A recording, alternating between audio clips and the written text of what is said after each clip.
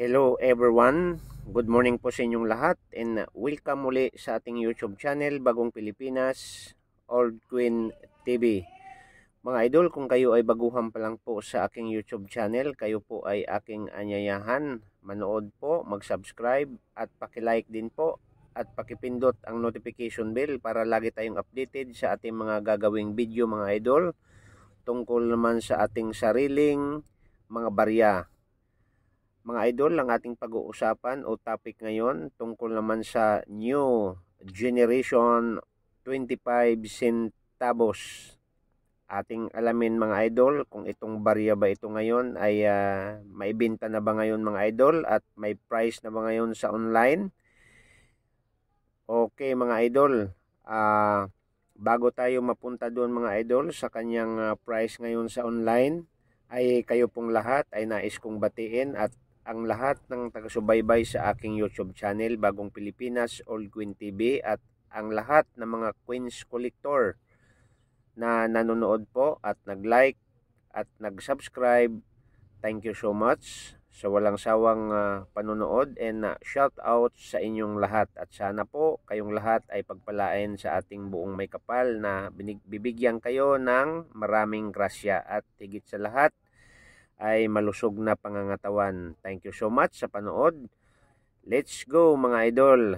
Ang ating topic ngayon mga idol tungkol sa baryang new generation na 25 centavos. Kung makikita nyo mga idol, ang kanyang logo po dyan ay logo po yan ng Bangko Sentral ng Pilipinas.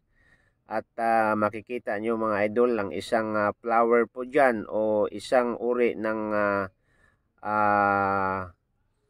halaman o tree na ang tawag po dyan ay katmon. Kasi mga idol, ang pagkakaalam ko sa katmon po yan ay isang fruit nasa kabundukan at minsan din po itong isa sa mga bunga po dyan mga idol ay makakain din po kasi nakakakain na po ako dyan And kung makikita natin mga idol at sa kanyang harapan ay Republika ng Pilipinas at andyan po yung logo ng ating bandila at kasama din po yan sa logo ang tatlong star. Ayan po yung tatlong star makikita ninyo and dito sa kabila at dito din po sa kabila. So makikita natin mga idol ay 25 sentimo sa baba at andun po yung date po niyan ay 2018. Kaya nga ayan po ang ating topic ngayon, kung ang baryang ito mga idol ay mayroon na bang halaga ngayon sa bintahan sa online. So yun ang dapat nating alamin mga idol. Kasi alam naman natin po na itong baryang ito ay maraming may hawak nito na mga Pilipino dahil walang nabibili nito mga idol at itong baryang ito ay ginagamit lang po pang change o pang panukli sa lahat ng mga bumibili sa mga department store So ibig sabihin mga idol, itong baryang ito kung ibibili mo ay wala ng halaga dahil wala ka talagang mabibili sa baryang ito. So ginagamit lang siya mga idol sa circulation ngayon, hindi pambili ng pagkain kundi pang sukli lang po mga idol. At alam ko po yung karamihan po dyan ay ito ay tinatapon na lang po sa mga basura dahil wala pong nabibili. Mga idol, kung itong video na to ay isa ka sa makapanood, ang baryang ito itago mo lang dahil tumatagal at tumataas po ang kanyang value dahil po sa ngayon pa lang po ay mataas na po ang kanyang halaga sa baryang ito Kaya nga magsimula na po tayo. Kung mayroon tayong pangsukli galing sa mga pambili po natin at mayroong nakasukli na mga ganitong uri ng barya mga idol, itabi mo lang mga idol sa magandang lagayan para hindi siya masisira. Okay, let's go mga idol. Punta na tayo sa description at price sa baryang ito. Okay mga idol, ang baryang ito ay 2018, 25 sentimo Pilipinas Katmon Flowers New Generation Queens. Magkano ba po ang kanyang value Issue Pilipinas, period Republic of the Philippines 1946, year 2017 hanggang 2020 po. ang bariyang ito. Ito po ay 2018 po itong bariyang ito ha. And value 25 centimo.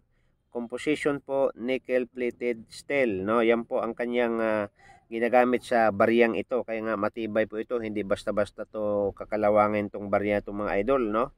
At ang kanyang timbang 3.6 grams, diameter 20.00 mm, thickness po is 1.6 mm. At mga idol is missing mintage, no? Yan po. At ngayon po, pag-usapan natin kung magkaano ba ang bilihan nito sa online sa bariyang ito. Mga idol, sa US, no? Sa online sa US po, ang makikita po natin karamihan po ay nasa US po. Ang bintahan nito is $1.79, $99,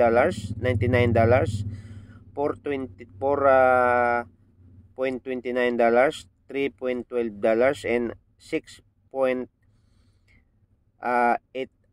mga idol. So sa Philippine money mga idol, ito ay naglalaro sa 50 to 100, 150, and naglalaro po sa 200, no, 250, 350, hanggat naglalaro po mga idol sa 300 po sa Philippine money.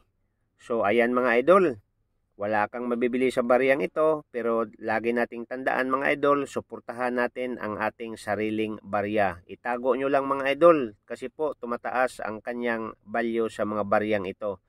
Huwag basta-basta mga idol, itapon kung saan-saan ang bariyang ito, dahil po sa ngayon ay mahalaga at may value na sa market mga idol. Kaya nga mga idol, ulitin ko po, isang subscribe lang po, isang like lang po sa ating YouTube channel, at suportahan naman natin mga idol ang ating sariling barya, no?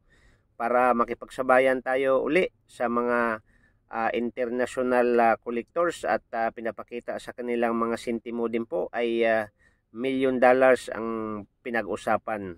So like and subscribe. Thank you so much, and see you the next video mga idol.